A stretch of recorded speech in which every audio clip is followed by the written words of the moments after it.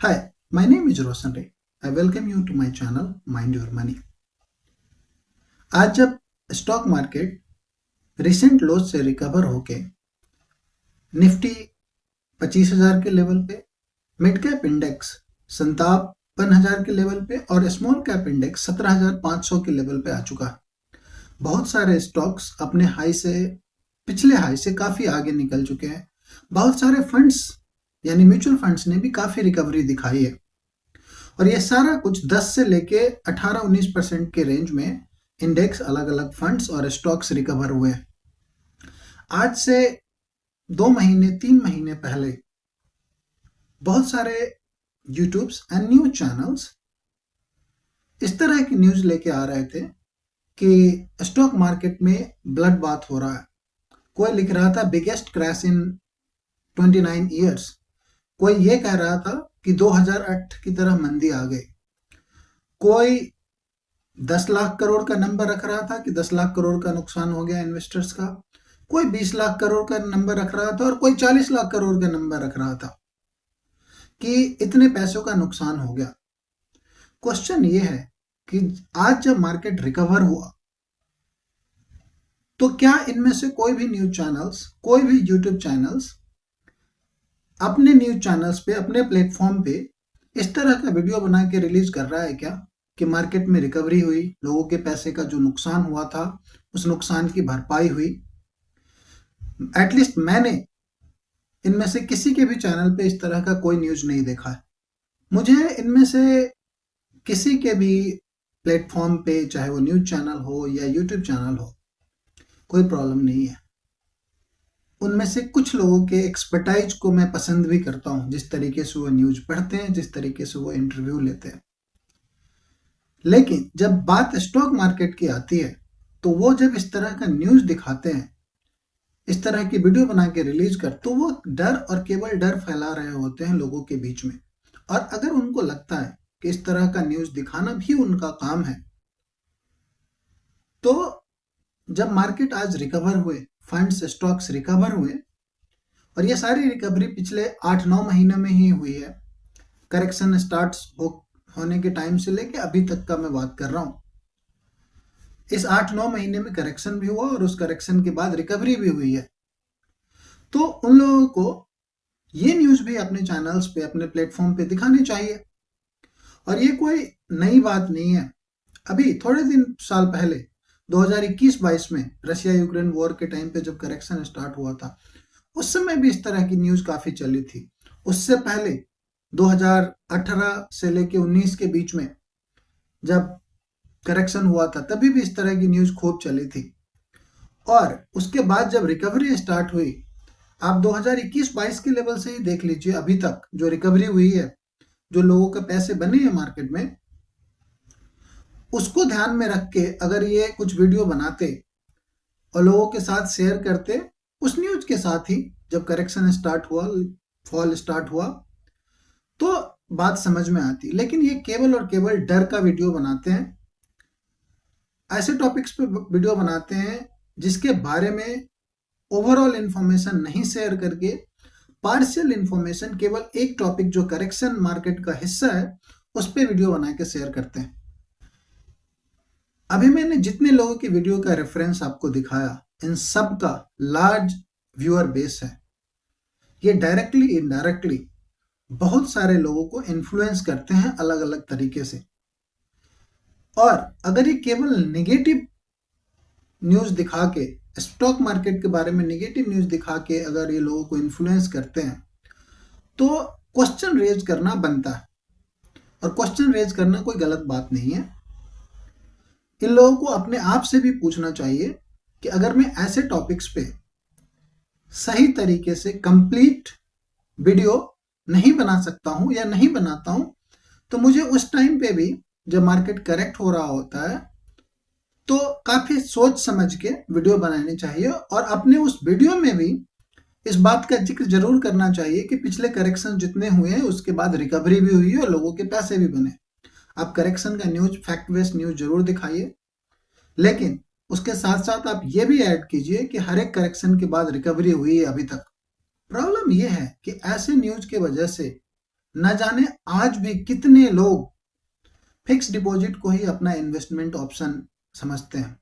उनको डर लगता है क्योंकि वो आधी अधूरी न्यूज़ देखते हैं स्टॉक मार्केट को लेके।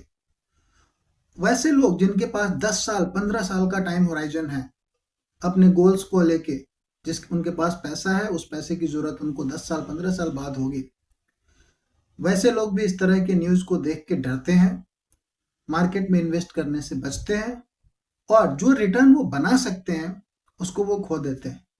बात केवल यहीं तक नहीं रुकती है, ये अपने नेक्स्ट जनरेशन को भी इस तरह की न्यूज़ का रेफरेंस देके, इस तरह की बातें करके रोकते हैं, डराते हैं। वो जो मार्केट से रिटर्न बना सकते हैं, अपने पैसे को ग्रो कर सकते हैं, उन चीज़ों से रोकते हैं केवल इस तरह की न्यूज़ के वजह से। एंड अगर आपको लगता है कि इस तरह का न्यूज़ दिखा के ये किसी का भला कर रहे हैं, किसी की हेल्प कर रहे हैं, तो एक चीज़ मैं सर्टेनली कहना चाहूँगा, इस तरह की न्यूज़ दिखा के ये किसी की हेल्प नहीं कर रहे हैं, किसी की मदद नहीं कर रहे हैं।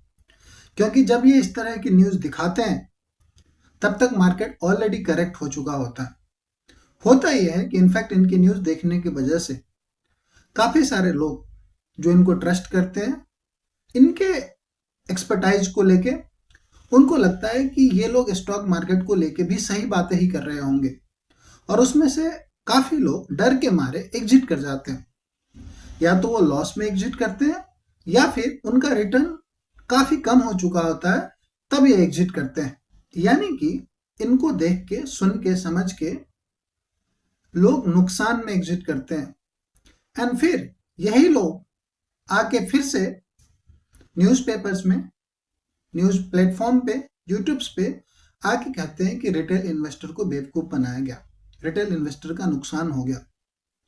नुकसान इसलिए हुआ क्योंकि आपने इस तरह की न्यूज़ दिखाई, लोगों के अंदर डर फैलाया और लोग गलत टाइम पे मार्केट से एग्जिट कर गए। आज आप खुद सोच के देखिए, 2 महीने 3 महीने पहले जो लोग डर के माहौल में एग्जिट कर गए, आज जब मार्केट रिकवर होके यहाँ तक आया, ये 3-4 महीने की बात है, उनको क्या फील हो रहा होगा? उनको रिग्रेट महसूस हो रहा होगा।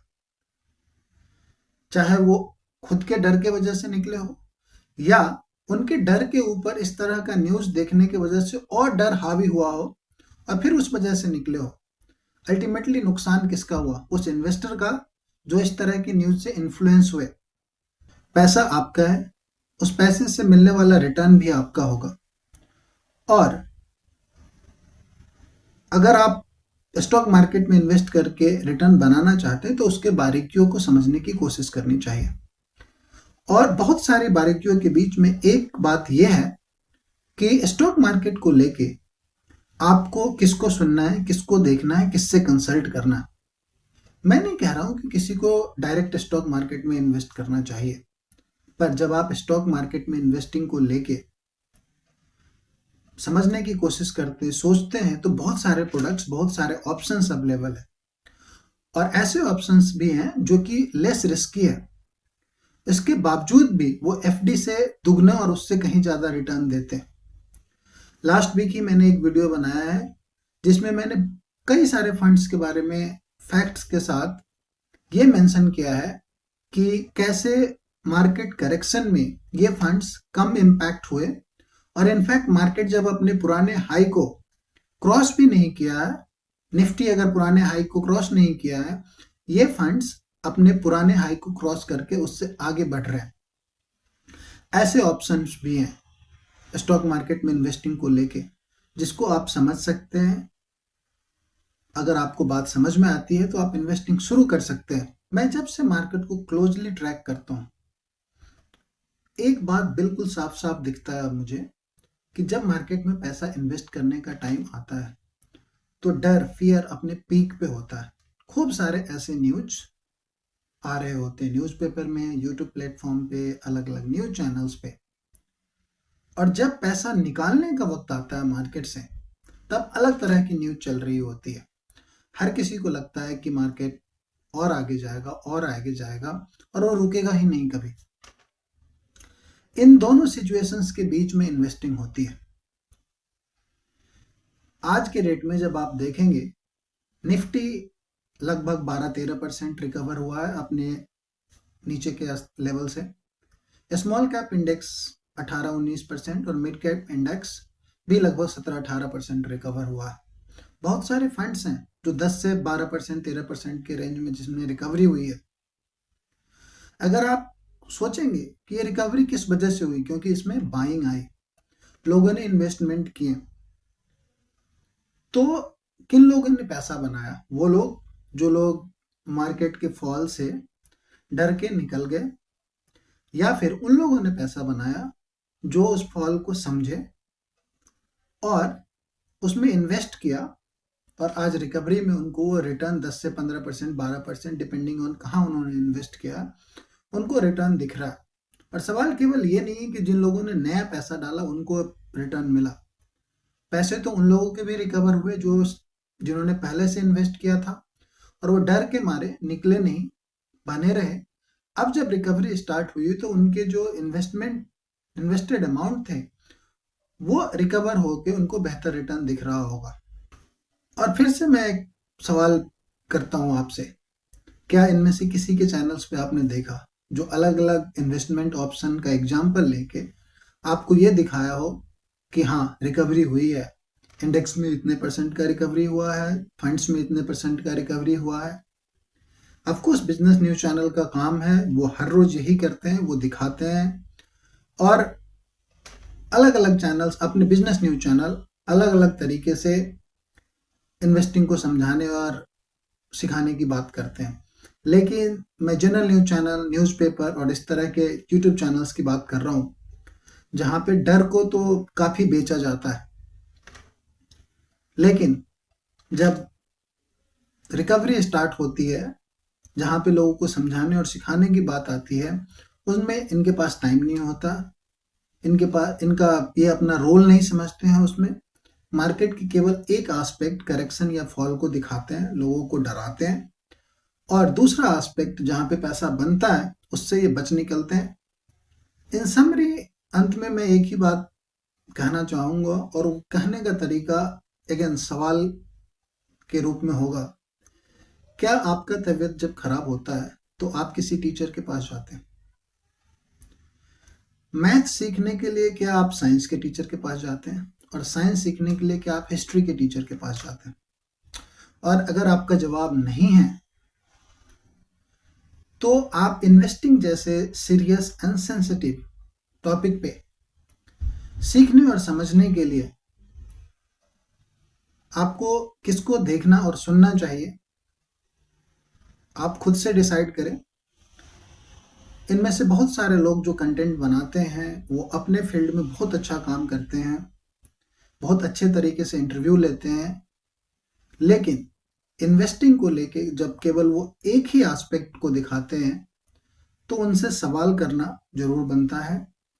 और उनसे आप सवाल करें या ना करें, अपने आप से जरूर सवाल करें कि आपको किसको सुनना है, किसको देखना है, किससे समझना है इन्वेस्टिंग को लेके। Thank you so much for watching. अगर आपको ये बात पसंद आई हो या फिर ना पसंद आई हो, आप कमेंट बॉक्स में प्लीज़ कमेंट करें। Thank you again.